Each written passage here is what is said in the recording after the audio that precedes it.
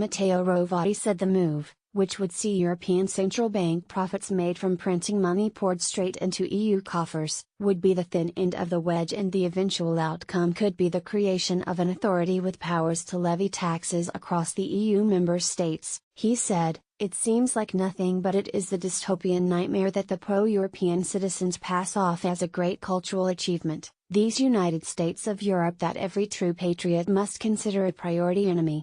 We are still at the level of a simple proposal, but we must never forget that this is the method that has always been explicitly used by EU bureaucrats, launching a proposal, seeing what effect it has, and then applying it in silence some time later."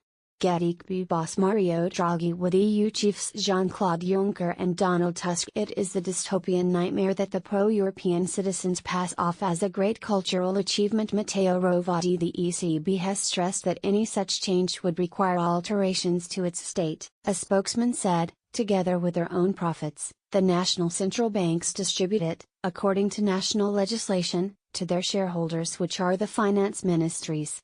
The respective ministries and governments decide what they do with that money.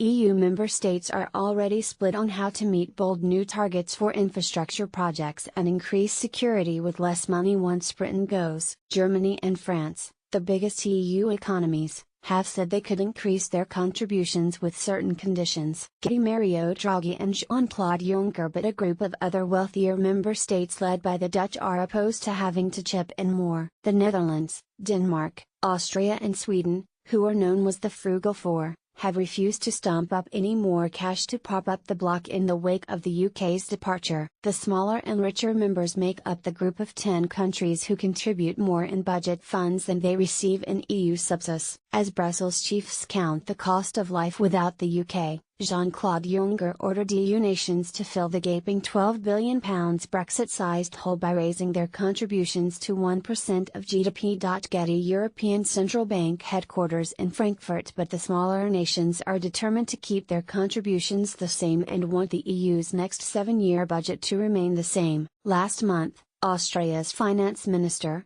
Hartwig Lager, has said there is no room for negotiation when it comes to increasing budget contributions. While Petteri Orpo, Finland's finance minister, insisted the budget should be smaller after Brexit, and Magdalena Andersson, Sweden's finance minister, echoed his comments, saying, "It's not a hole. Britain is not there anymore, so we have to shrink the budget."